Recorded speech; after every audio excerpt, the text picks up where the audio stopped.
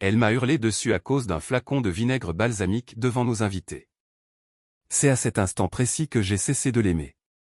6 mois plus tard, j'ai glissé les papiers du divorce sous une salière. Aujourd'hui, je suis dans un avion, mais pas pour Lisbonne. Je m'envole vers une petite île grecque, loin de tout. Elle s'est remariée à une vitesse folle. Un mariage dans un domaine viticole, chic et millimétré.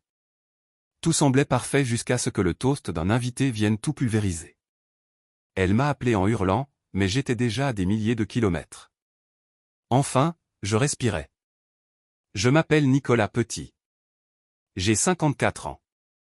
Et il y a 6 mois, j'ai fait ce que la plupart des hommes de mon âge ne font que fantasmer dans les bouchons du matin sur le périphérique. J'ai divorcé de ma femme après 28 ans de mariage, j'ai fourré tout ce que je pouvais dans 2 valises et j'ai quitté Paris. Pas de confrontation dramatique, pas de scène de ménage sur le palier. Juste les papiers du divorce sous un mug, mes clés posées dessus et un mot. Tout est à toi. Je pars. À Paris, j'étais promoteur en immobilier d'entreprise. Je construisais des centres d'affaires, des complexes de bureaux à la Défense, le genre de structures qui font que toutes les métropoles finissent par se ressembler. L'argent coulait à flot, j'avais le respect de mes pairs, et un magnifique appartement dans le 16e arrondissement que ma femme, Catherine, avait décoré comme une double page de magazine de design. De l'extérieur, nous étions le couple idéal. À l'intérieur, j'ai tout fait. Catherine travaillait dans l'immobilier de luxe. Elle vendait des hôtels particuliers à des expatriés fortunés et à des héritiers. Avec le temps, elle a fini par croire que notre propre vie devait être le reflet des catalogues qu'elle vendait. Rien n'était jamais assez bien. Le plan de travail en granit a été remplacé par du marbre. Le marbre devait être italien. Et pas n'importe lequel. Il devait provenir d'une carrière spécifique que seuls 3 architectes à Paris connaissaient. J'ai arrêté de discuter vers la 23e année. J'ai commencé à dormir au bureau vers la 26e. À la 28e, j'ai compris que je vivais avec une étrangère qui partageait simplement mon nom et mon crédit immobilier. Nous avons 2 enfants. Olivia a 27 ans, et est journaliste d'investigation à Lyon. Elle est vive, tranchante, elle a hérité de mon scepticisme et de la persévérance de sa mère. Elle avait percé le jeu de Catherine des années avant que je n'aie le courage de partir. Et puis il y a Jason, 24 ans, analyste junior en fusion-acquisition à la City, à Londres. Un gamin brillant, mais il a gobé la version de la réalité de sa mère. Pour lui, j'étais le problème. Froid, distant, émotionnellement indisponible. Les mots de Catherine sortaient de sa bouche. L'alerte cardiaque est arrivée 3 mois avant mon départ. Une petite alerte, le genre qui ne vous tue pas mais qui vous murmure à l'oreille que la prochaine ne vous ratera pas. Mon cardiologue a prononcé le mot stress 14 fois en une seule consultation. Je suis rentré chez moi ce jour-là, j'ai regardé Catherine hurler dans son téléphone à propos de la mise en scène d'un appartement, et j'ai réalisé une chose. Je pourrais mourir dans ce salon qu'elle ne s'en rendrait compte que si mon corps bloquait l'accès à son dressing. Alors, j'ai commencé à planifier. Calmement, méthodiquement. J'ai passé 6 mois à tout restructurer. Mes actifs ont été placés dans un trust familial avec Olivia comme fiduciaire. Les propriétés ont été refinancées, chargées de prêts dont Catherine n'a jamais soupçonné l'existence. J'ai fait en sorte que tout soit légal sur le papier, car ça l'était, mais arrangé de manière stratégique. L'appartement, les voitures, les meubles. Tout était à elle, ainsi que les dettes qui allaient avec. Le matin de mon départ, Paris était encore sous la brume. J'ai conduit jusqu'à Charles de Gaulle, j'ai laissé la voiture au parking longue durée et je n'ai pas regardé derrière moi. Quand Catherine s'est réveillée et a trouvé mon mot, j'étais déjà au-dessus de la Méditerranée, buvant un café à bord infect, mais ressentant quelque chose que je n'avais pas connu depuis des lustres. La paix. Maintenant, je me réveille au son des vagues sur une île des Cyclades. Je bois un café serré qui a du goût et je marche le long du port en regardant les bateaux partir vers le large. Je pince mal. Je nage dans la mer Égée. J'ai appris assez de grec pour commander de l'ouzo et m'excuser pour mon accent déplorable. Je n'avais pas parlé à Catherine depuis mon départ. Je ne regardais pas ses réseaux sociaux. Je ne demandais rien aux amis communs. Je savais déjà comment ça se passerait. Elle ferait son deuil pendant 1 semaine, ragerait pendant 2, puis trouverai quelqu'un d'autre pour combler le vide. Et j'avais raison. J'ai divorcé, j'ai refait ma vie à l'étranger, et mon ex-femme s'est immédiatement remariée avec son nouveau type. Je l'ai appris par un message d'une vieille connaissance, mais c'est une histoire pour plus tard. Pour l'instant, je suis sur ma terrasse, regardant le soleil transformer la mer en or liquide. Et je vais vous raconter ce qui s'est passé quand la nouvelle vie parfaite de Catherine a percuté le passé qu'elle essayait d'effacer. La vie en Grèce avait un rythme que j'avais oublié. Pas d'alarme, pas de visioconférence, pas la voix de Catherine me demandant pourquoi j'avais choisi la mauvaise marque de café bio. Juste moi, la brise marine, et un village qui avait survécu à des siècles d'histoire et savait encore prendre le temps de respirer. J'étais là depuis 4 mois quand un message est arrivé. J'étais à ma table habituelle, dans un petit café près du port, où le patron, Nikos, avait arrêté d'essayer de corriger ma prononciation pour se contenter de sourire quand je commandais. Je dessinais les lignes des toits d'en face quand mon téléphone a vibré. Un message privé sur Instagram de Mac Lefebvre, un type que je connaissais à l'époque de mes études à HEC. On s'était perdu de vue vers la fin des années 90. Sa photo de profil montrait un homme aux tempes grisonnantes avec un golden retriever. Le message était court. « Salut Nicolas, ça fait un bail. Je ne sais pas si ça t'intéresse, mais je pensais que tu devrais savoir. Catherine se remarie. Le mois prochain, mariage dans un domaine viticole près de Bordeaux, à Saint-Émilion. Un certain Arnaud Valois. Il possède une chaîne de concessions automobiles de luxe. Je me suis dit que tu aimerais être au courant. Porte-toi bien. » Je l'ai lu 2 fois. J'ai posé le téléphone. J'ai pris mon café. La tasse était chaude contre ma paume. Solide. Réel. Je n'étais pas en colère. Je n'étais pas blessé. J'étais curieux. De la même manière qu'on est curieux de la fin d'un film qu'on a quitté en cours de séance. Arnaud Valois. Je connaissais le nom. Un type tape à accent grave Lille. Toujours présent dans les soirées immobilières avec des costumes sur mesure un peu trop voyants. Il changeait de voiture de sport tous les trimestres, comme s'il gérait son propre showroom personnel. Il avait flirté avec Catherine lors d'un gala de charité au pavillon Cambon il y a 3 ans. Je m'en souvenais parce qu'elle riait un peu trop fort à ses blagues. Le genre de rire fait pour être remarqué. J'ai ouvert mon ordinateur. Son compte Instagram était public, évidemment. Catherine vivait pour la visibilité. Le flux était exactement ce à quoi je m'attendais. Des photos de fiançailles qui avaient dû coûter le prix d'une petite citadine. Elle en blanc, lui en bleu marine, tous deux tenant des coupes de champagne devant un coucher de soleil sûrement retouché. Les légendes étaient de la poésie écrite par quelqu'un qui n'en a jamais lu. Quand on sait, enfin trouver mon éternité, certaines personnes valent la peine d'attendre. J'ai fait défiler les commentaires. Des amis félicitant, des clients qui flattaient, quelques âmes courageuses demandant ce qui était arrivé à Nicolas. Ces commentaires avaient été supprimés, mais les trous dans la numérotation les trahissaient. Puis j'ai vu le lieu. Le domaine des 7 collines, près de Libourne. Quelque chose a cliqué dans mon cerveau, froid et précis. J'ai fermé Instagram et ouvert mes dossiers. Il m'a fallu 10 minutes pour le trouver, enterré dans un dossier nommé projet archivé. C'était là. Une brochure d'il y a 15 ans. Domaine des 7 collines. Opportunité d'investissement. Catherine et moi y étions allés un week-end, à l'époque où nous faisions encore des week-ends ensemble. Elle avait détesté. Elle disait que c'était trop calme, trop rustique, pas son style. J'ai feuilleté le PDF jusqu'à trouver la page dont je me souvenais. Section sur les spécifications techniques de l'événementiel. Et là, en petits caractères sous les notes d'ingénierie acoustique. Les espaces extérieurs peuvent présenter un écho significatif.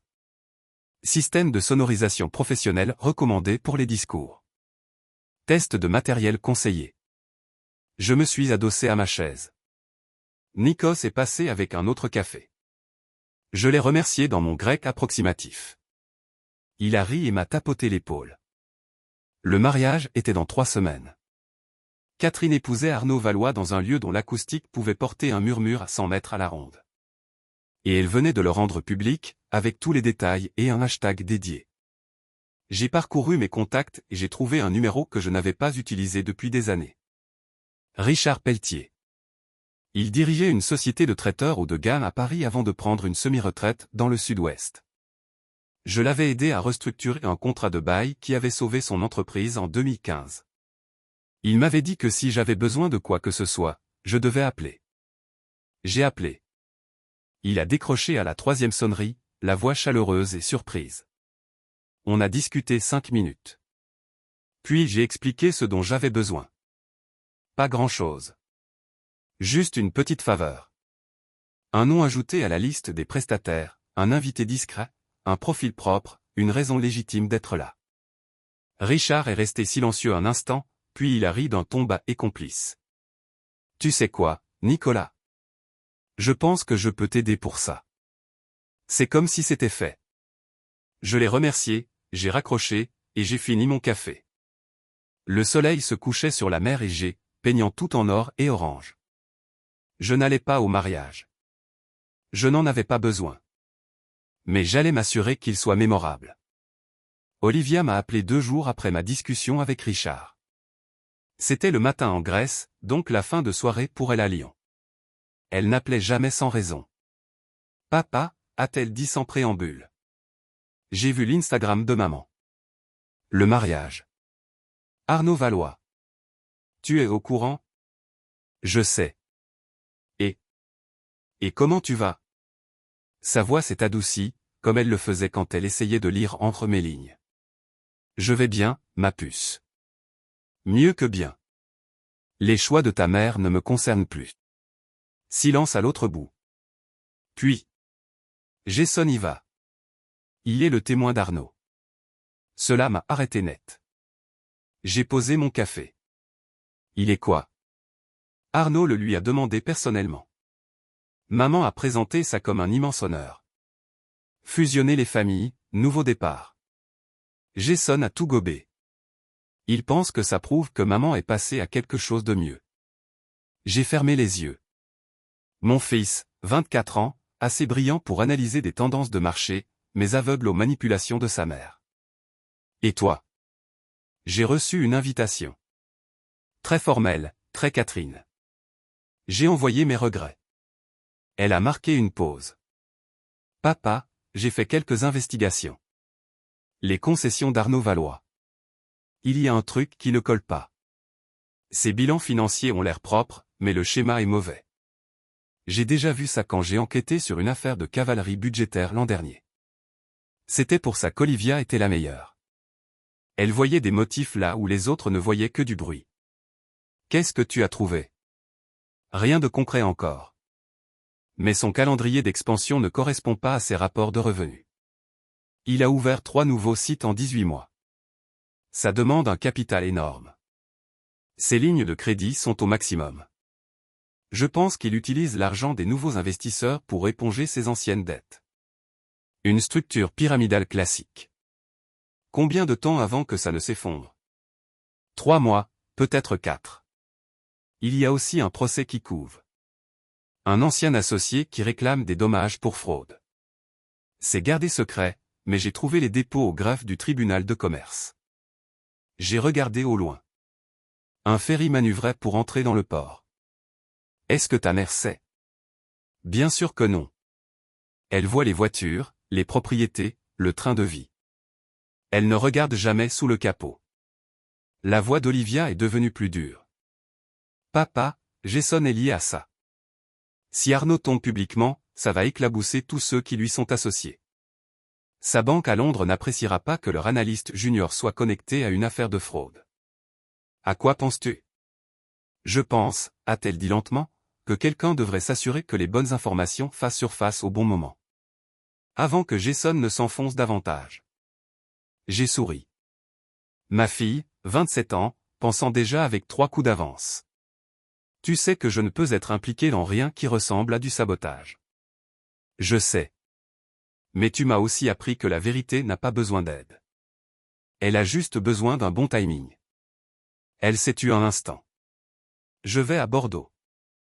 J'ai dit à maman que j'avais changé d'avis, que je voulais soutenir son nouveau départ.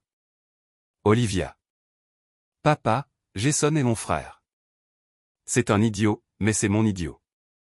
Si ce mariage doit être mémorable, je veux m'assurer qu'il voit ce qui se passe réellement avant qu'il ne soit trop tard. Je suis resté silencieux. Puis, sois prudente. Je le suis toujours. Je pouvais entendre son sourire. Oh, et papa. Cette faveur que tu as demandée à Richard Pelletier, le traiteur. Comment tu? Je suis journaliste d'investigation, papa. C'est littéralement mon métier. J'ai vu l'ajout sur la liste des prestataires. Jean-Pierre Lemaire +1. Très subtil. Elle a ri. J'aime bien. Vieille école, élégant. Je n'ai aucune idée de ce dont tu parles. Bien sûr que non. Je t'aime, papa. Je t'aime aussi, ma puce. Après avoir raccroché, je suis resté longtemps sur ma terrasse. Le musicien en bas jouait quelque chose de mélancolique. Ma fille allait au mariage de sa mère, non pas pour célébrer, mais pour documenter. Et quelque part près de Bordeaux, un homme nommé Jean-Pierre Lemaire s'apprêtait à devenir l'invité le plus important que personne n'avait invité. Jason m'a appelé 3 jours avant le mariage. J'ai failli ne pas répondre. On ne s'était pas parlé depuis mon départ. Il m'avait envoyé un seul mail, court et glacial, disant qu'il était déçu de la façon dont j'avais géré les choses. Pas de questions, aucune curiosité pour ma version des faits, juste un jugement enveloppé dans les éléments de langage de Catherine. Mais j'ai répondu. Papa. Sa voix était raide, formelle. Celle qu'il devait utiliser avec ses clients à la City. Jason. Le silence s'est étiré entre nous comme un gouffre. Finalement, il a parlé. Je t'appelle parce que je pense que tu devrais savoir. Je suis le témoin au mariage de maman.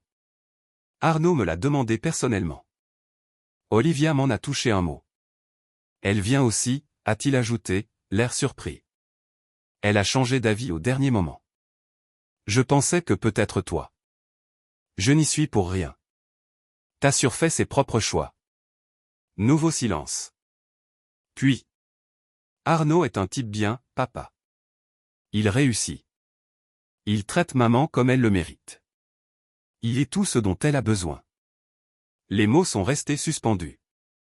Tout ce qu'elle mérite. Tout ce que je n'étais pas. J'ai ravalé ma première réponse et j'ai choisi mes mots avec soin. Je suis content que ta mère soit heureuse. Vraiment? Le défi dans sa voix était clair. Parce qu'on dirait surtout que tu as pris la fuite. Tu as tout plaqué. Tu nous as plaqués. J'ai quitté un mariage qui était en train de me tuer, Jason. Pas toi, ni ta sœur. Tu aurais pu nous tromper.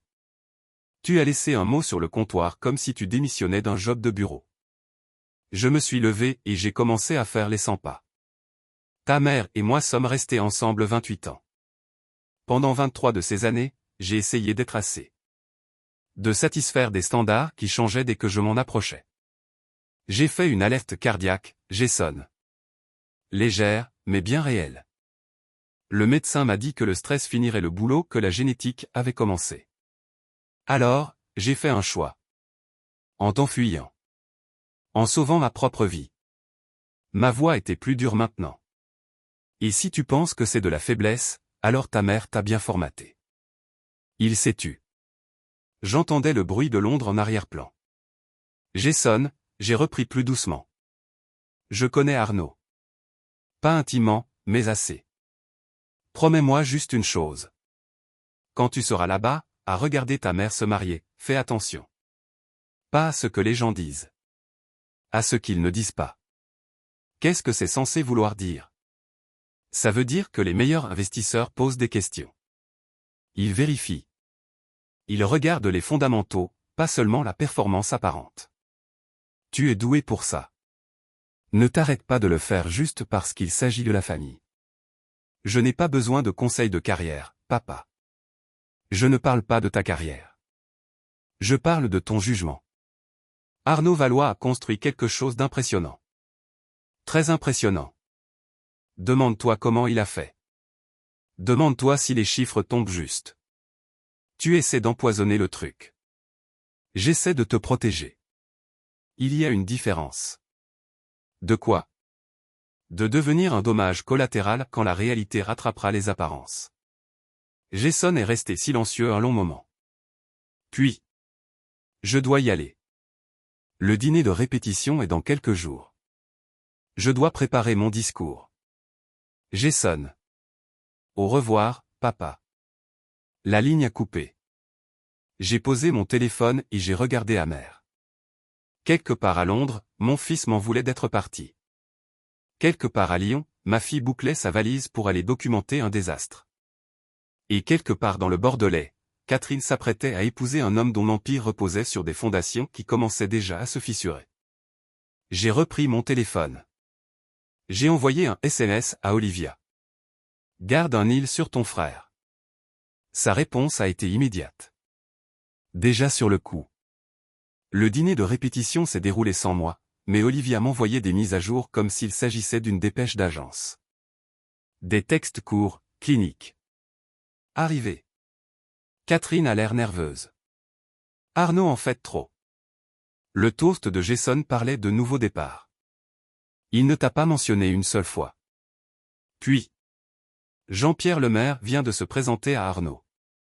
Il a dit qu'il était un vieil ami de la famille. Arnaud a gobé. Ce dernier message m'a fait sourire. J'étais dans mon salon en Grèce, buvant un verre de vin blanc local. L'image d'Arnaud Valois serrant la main d'un fantôme était satisfaisante d'une manière que je ne pouvais pas tout à fait articuler. Olivia m'a appelé 1 heure plus tard. J'entendais de la musique et des conversations en fond. Il est parfait, papa, a-t-elle dit à voix basse. Elle s'était isolée. Jean-Pierre, je veux dire. La 75aine. Il ressemble au grand-père idéal. Il y a toute une histoire sur le fait qu'il connaissait la famille de Catherine quand ils étaient dans le Nord. Pure fiction, mais il le vend merveilleusement bien. Je ne connais personne du nom de Jean-Pierre Lemaire, ai-je dit prudemment. C'est ça, bien sûr. En tout cas, Arnaud l'a présenté à maman. Elle a eu l'air confuse pendant 3 secondes, puis elle a souri et a fait semblant de savoir. Tu la connais. Elle n'avouera jamais qu'elle ne sait pas quelque chose. Comment va ton frère? Le silence m'a tout dit. Il est à fond, papa. Il a fait son discours sur la façon dont Arnaud représente tout ce qu'un homme devrait être. Succès, confiance, engagement. Le sous-entendu n'était pas subtil. Et toi? J'ai souri, j'ai applaudi et j'ai joué la fille solidaire. Puis j'ai passé 20 minutes dans les toilettes à éplucher les registres publics sur mon téléphone. Les concessions d'Arnaud ont demandé un report pour leur rapport trimestriel. Ce n'est jamais bon signe. Son principal créancier a réduit sa ligne de crédit le mois dernier. Et l'ancien associé est sur le point de déposer une plainte au civil pour escroquerie. Je me suis redressé. C'est pour quand? La date de dépôt est fixée à 2 semaines après le mariage, mais les documents préliminaires circulent déjà dans les milieux juridiques. Si la banque de Jason a vent de ça avant le mariage, ils vont commencer à se poser des questions sur son discernement. Est-ce que Catherine sait? Tu plaisantes? Elle est trop occupée à planifier la chorégraphie de la réception. Elle a littéralement un planning pour savoir à quel moment les gens sont censés pleurer pendant ses vux. J'ai vu le document. Il y a un code couleur. Je pouvais l'imaginer parfaitement. Catherine transformant son mariage en production. Chaque instant mis en scène pour un impact maximum. Et Jean-Pierre? Quel est son rôle dans tout ça? Il fait un discours demain. Pendant la réception, il a spécifiquement demandé un créneau, disant qu'il voulait honorer les vieilles amitiés et les nouveaux départs. L'organisatrice du mariage a adoré. Catherine a validé sans poser de questions. Et Arnaud? Arnaud pense que c'est un beau geste. Traditionnel, classe. Il n'a aucune idée de ce qui arrive. La voix d'Olivia est devenue plus sérieuse. Papa, qu'est-ce que tu as dit à Jean-Pierre de dire, exactement? Je ne lui ai rien dit de spécifique. J'ai juste suggéré qu'il parle avec son cœur. De la vérité, des fondations, et de s'assurer que ce qui a l'air solide l'est vraiment. C'est magnifiquement vague. J'ai appris des meilleurs avocats d'affaires. Elle est restée silencieuse. Jason partage sa chambre avec un des partenaires d'Arnaud, un type nommé Thierry, un banquier d'affaires. Je les ai entendus parler d'un deal qui a foiré le mois dernier. Arnaud avait besoin de cash, vite. Thierry a dit quelque chose sur une comptabilité créative. Jason a réagi. Il a rigolé. Il a dit que tous les gens qui réussissent repoussent les limites. Que c'est ce qui sépare les gagnants des simples employés. Sa voix est devenue amère. Maman l'a bien éduqué. Surveille juste ce qui va se passer demain quand ça va devenir intéressant. Défini intéressant. Je pense que tu le sauras quand tu le verras. Après avoir raccroché, je suis allé sur ma terrasse. Le village s'endormait. De l'autre côté de la mer, ma fille se préparait à regarder le jour parfait de mon ex-femme se compliquer singulièrement. Et quelque part près de Bordeaux, un homme nommé Jean-Pierre Lemaire se préparait à dire des choses qui devaient être dites. J'ai bien dormi cette nuit-là. Mieux que je ne l'avais fait depuis des années. Le mariage était magnifique, Olivia m'envoyait des photos. Catherine dans une robe ivoire qui coûtait probablement plus cher que ma première voiture. Arnaud dans un smoking sur mesure, l'air de sortir d'une publicité pour voiture de luxe. Le domaine drapé de tissu blanc et de fleurs. Tout était parfait. Tout était mis en scène. La cérémonie s'est déroulée sans accroc. Des vux qui semblaient écrits par une agence de communication. Des lectures sur l'amour, le partenariat et l'éternité. Jason se tenait aux côtés d'Arnaud, souriant comme si c'était exactement à cela que la vie devait ressembler. Puis vint la réception. Les SMS d'Olivia arrivaient plus vite. Les discours commencent. La demoiselle d'honneur de Catherine vient de pleurer sur commande. Le frère d'Arnaud a fait une blague sur ses goûts de luxe. Tout le monde a ri. Jason passe ensuite. Ça va être pénible. J'ai attendu 5 minutes. 10. Puis mon téléphone a sonné. Papa.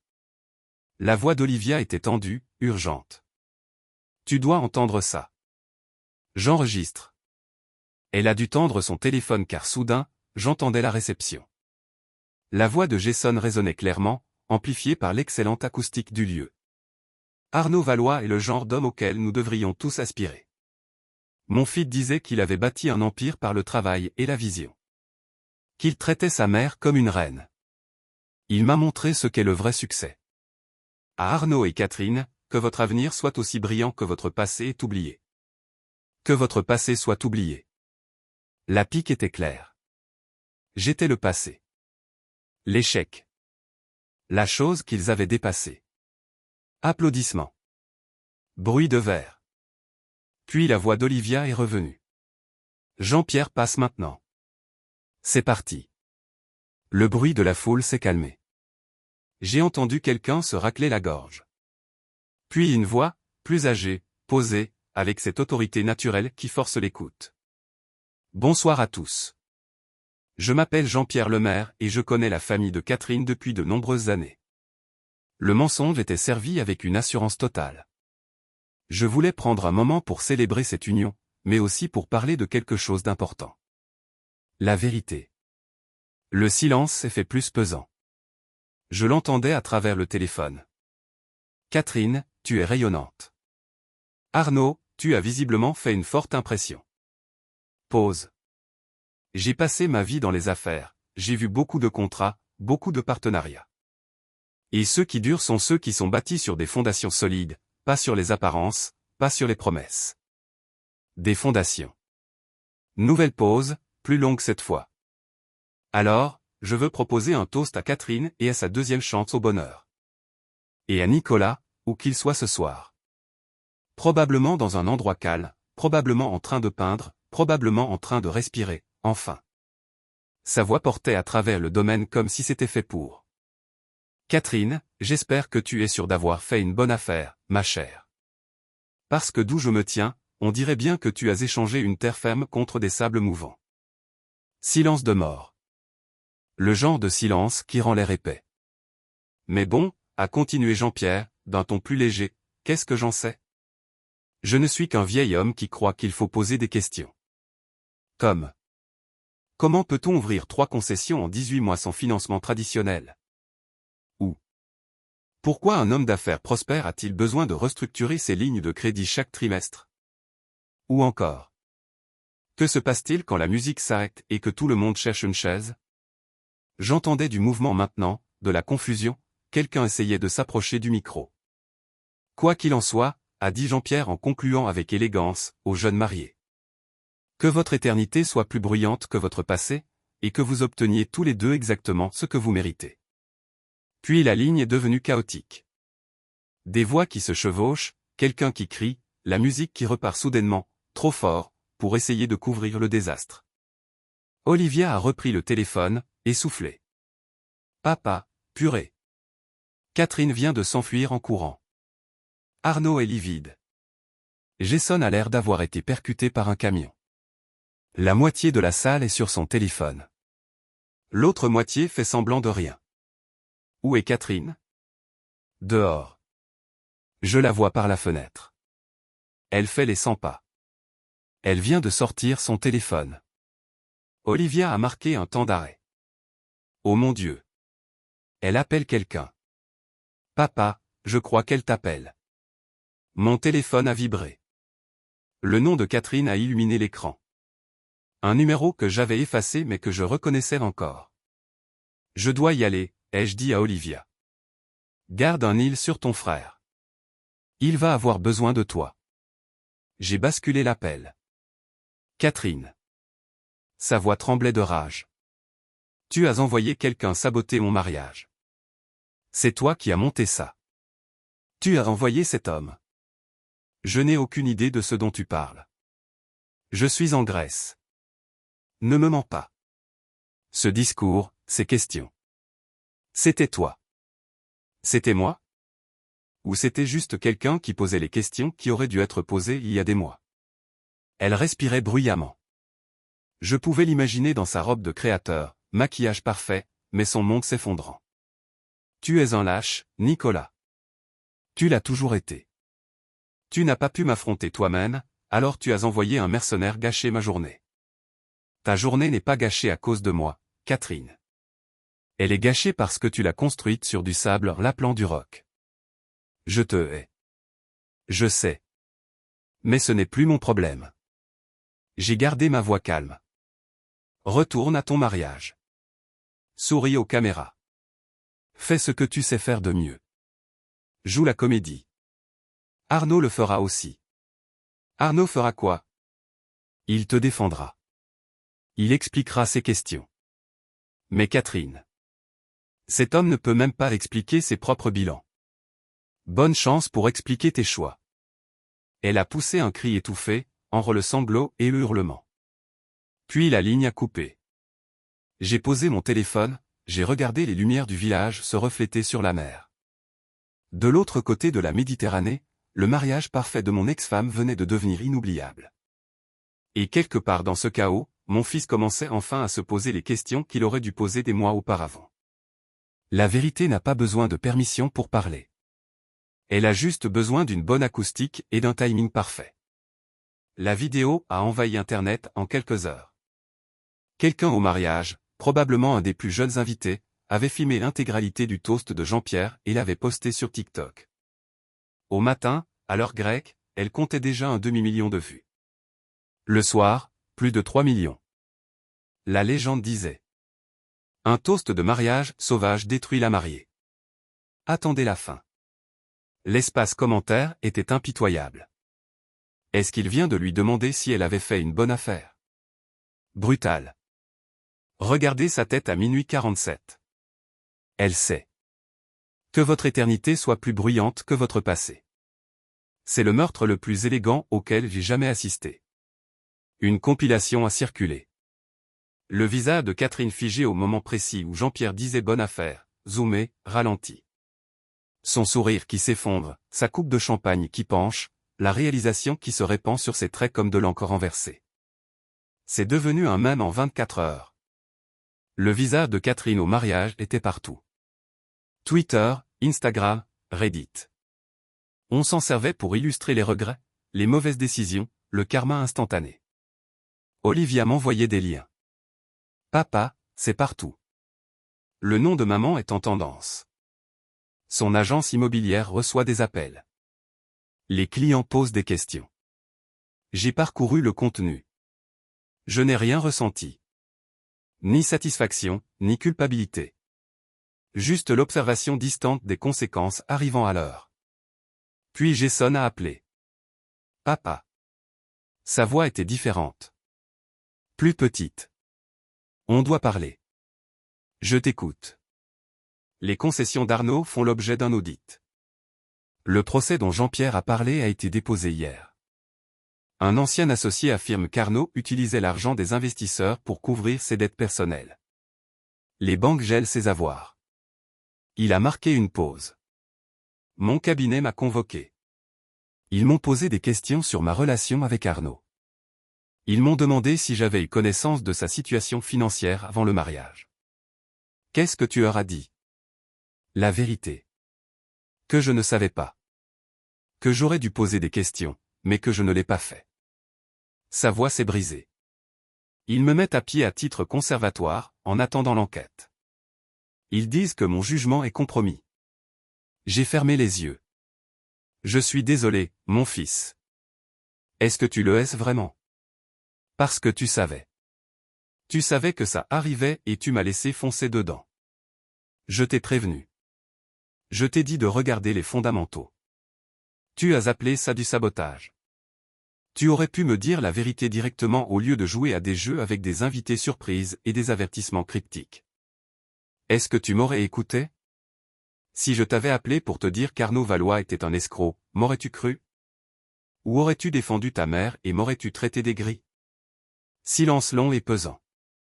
Je n'en sais rien, a-t-il fini par admettre. Tu as peut-être raison.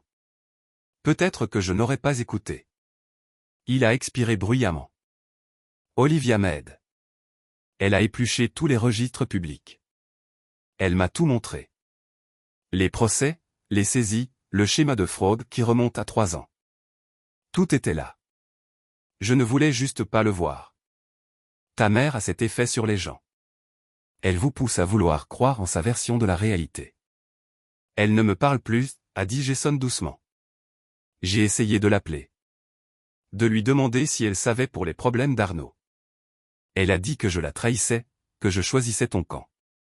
Puis elle a raccroché. Pause. Je suis désolé, papa. La vidéo est partout. Tout le monde l'a vue au bureau. Mes amis, tout le monde. On me demande si c'est ma mère. Si je savais que le mariage allait imploser. Il a eu un rire amer. J'étais le témoin qui chantait les louanges d'Arnaud. C'est dans la vidéo aussi. On en fait des clips sur les compliments qui ont mal vieilli. Ça passera, Jason. Internet oublie vite. Pas sûr. Ma carrière risque de ne pas s'en remettre. Mon manque de discernement est documenté publiquement. Qui va me confier des décisions financières quand je n'ai pas vu une arnaque juste devant moi? Je voulais lui dire que tout irait bien, qu'il s'en remettrait. Mais Jason avait 24 ans et apprenait une dure vérité. Certaines erreurs vous collent à la peau. Olivia reste avec moi quelques jours, a-t-il ajouté. Elle essaie de m'aider à voir la suite. Elle dit que tu lui as appris à tout vérifier, à ne jamais faire confiance aux apparences. C'est une bonne sûre. Elle l'est. Un silence. Papa. J'avais tort sur toi. Sur la raison pour laquelle tu es parti. Je pensais que tu étais faible, mais ce n'était pas ça. Tu voyais juste ce que je ne voyais pas. Et tu es sorti avant que ça ne te détruise. Ça a failli me détruire, Jason. J'ai eu une alerte cardiaque. Le chaos de ta mère était en train de me tuer à petit feu. Je suis parti pour survivre. Je comprends maintenant. Je suis désolé de ne pas avoir compris plus tôt. On a parlé encore 20 minutes. Il m'a posé des questions sur la Grèce, sur ma peinture, s'il était possible de venir me voir. Je lui ai dit la vérité. Que j'étais heureux. Que partir avait été la décision la plus difficile et la meilleure de ma vie. Quand on a raccroché, j'ai regardé les bateaux de pêche rentrer au port. Mon fils m'avait de nouveau appelé papa, s'était excusé et avait percé la mise en scène de sa mère pour voir la vérité en dessous. De l'autre côté de la mer, le mariage de Catherine était viral pour toutes les mauvaises raisons. L'empire d'Arnaud s'effondrait en temps réel. Et mon fils apprenait que parfois, la chose la plus forte que l'on puisse faire est de s'éloigner des gens qui ne vous voient pas clairement. J'ai versé un verre de vin, je l'ai levé vers l'horizon. À la vérité, ai-je dit tout haut. Et au courage de l'affronter. Les concessions d'Arnaud Valois ont déposé le bilan 3 semaines après le mariage. Le procès est devenu public. Escroquerie, abus de biens sociaux, comptabilité créative. La couverture médiatique a été massive. Le nom de Catherine était dans chaque article. La femme de l'homme d'affaires déchu Arnaud Valois, une agent immobilier de luxe mariée à un suspect de fraude. Son agence lui a demandé de prendre un congé sabbatique.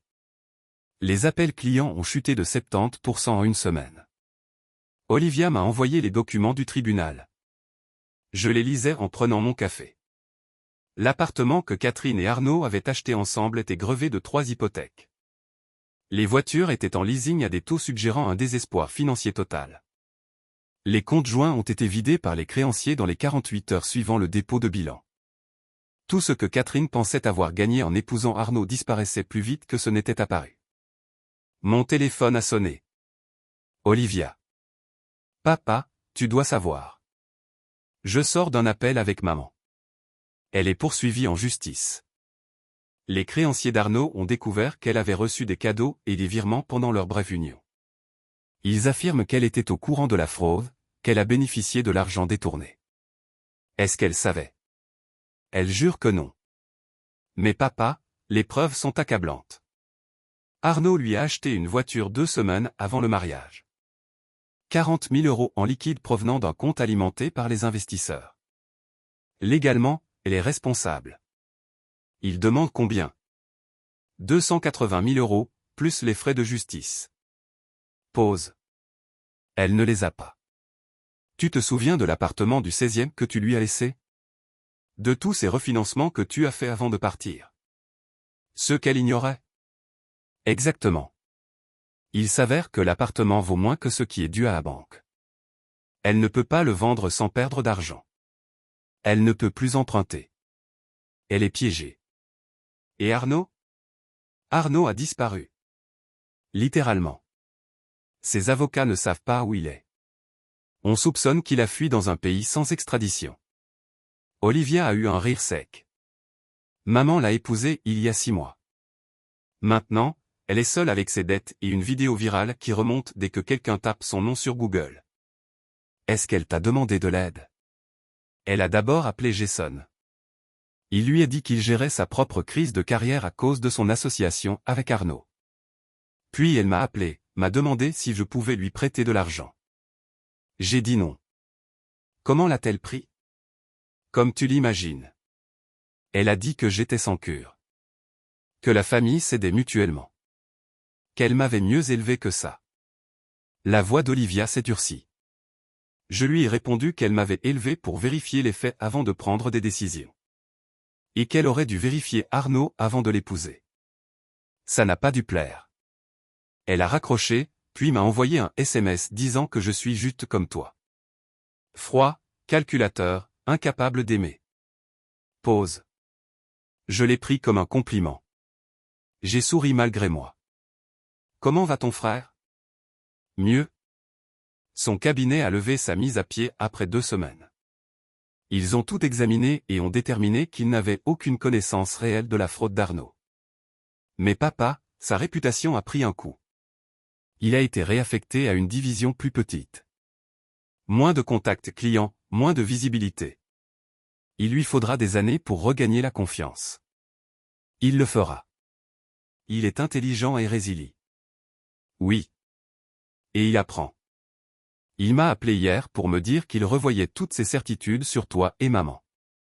Il n'arrive pas à croire à quel point il a été aveugle.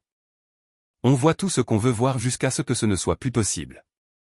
8 mois après le mariage, les choses commençaient à se stabiliser dans une nouvelle normalité. Arnaud Valois a été mis en examen pour 17 chefs d'accusation. Catherine a vendu l'appartement avec une perte significative. Elle a emménagé dans un petit logement dans un quartier qu'elle qualifiait autrefois de populaire. Sa carte professionnelle d'agent immobilier a été suspendue. Jason m'appelait tous les dimanches. On parlait 1 heure, parfois plus. Il se reconstruisait lentement. Il travaillait sur des dossiers moins prestigieux, mais il me disait que c'était nécessaire. J'apprends à poser les questions que j'aurais dû poser il y a des années, papa. Pas seulement sur la finance. Sur les gens. Sur moi-même. Un jour, il m'a annoncé. Papa, je sors avec quelqu'un. Elle s'appelle Amy.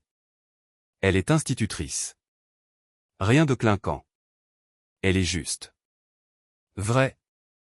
Quand je lui ai raconté le désastre du mariage, elle n'a pas jugé.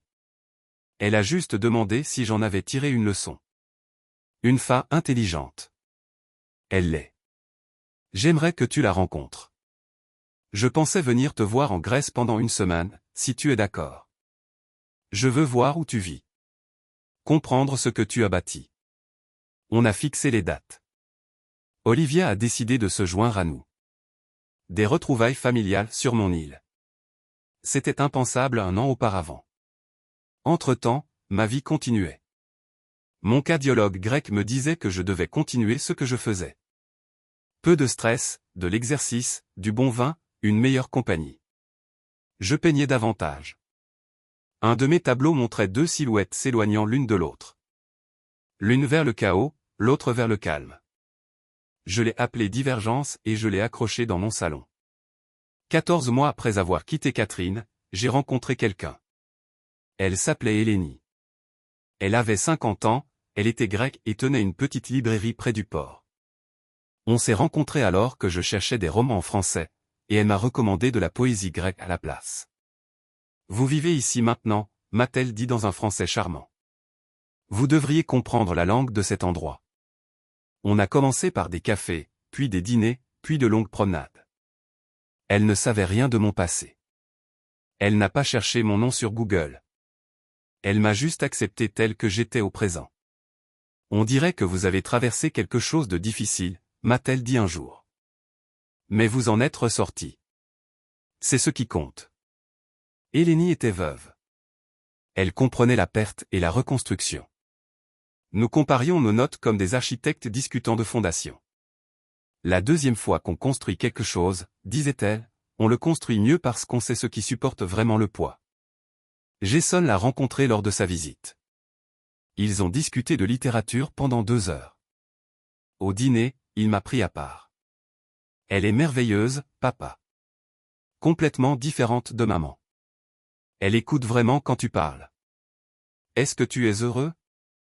C'était la question que j'avais arrêté de me poser depuis des années. Oui. Je le suis. Vraiment, sincèrement. Tant mieux. Tu le mérites. Olivia est arrivée 2 semaines plus tard. Elle et Elénie ont tout de suite accroché. Pas de faux-semblants, juste 2 femmes qui privilégiaient la substance sur le style. Garde-la, papa, m'a dit Olivia. Ne gâche pas ça. Tu as quelque chose de réel ici. Un vrai partenariat. 3 mois plus tard, Jason m'a appelé avec une nouvelle.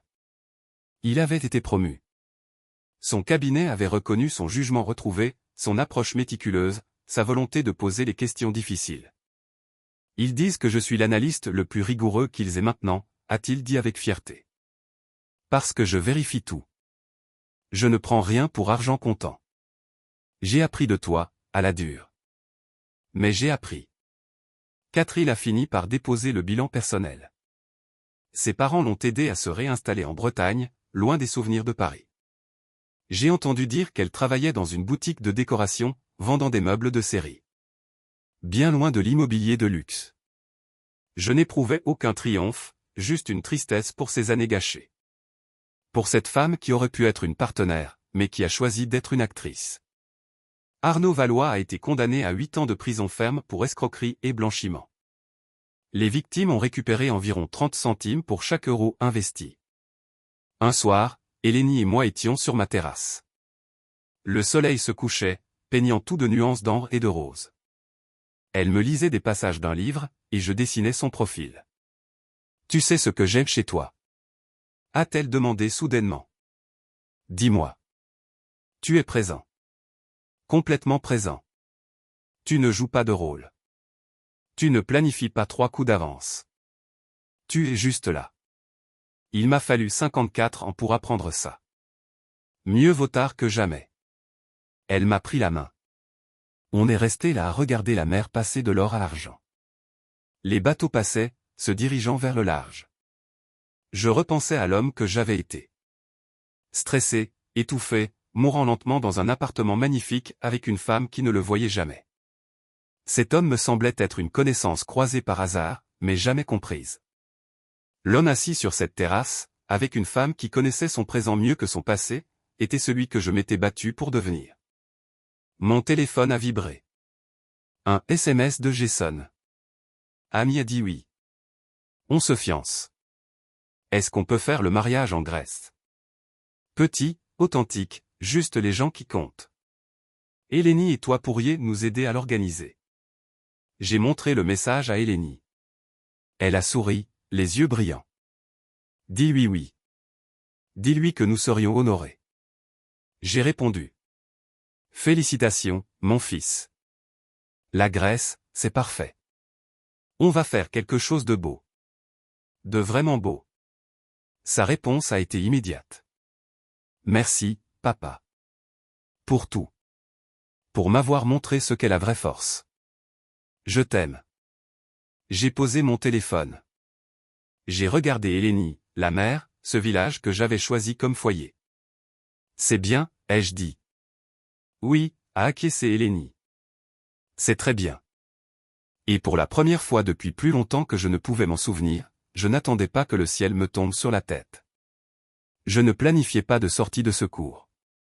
Je ne me préparais pas au chaos. Je vivais, tout simplement.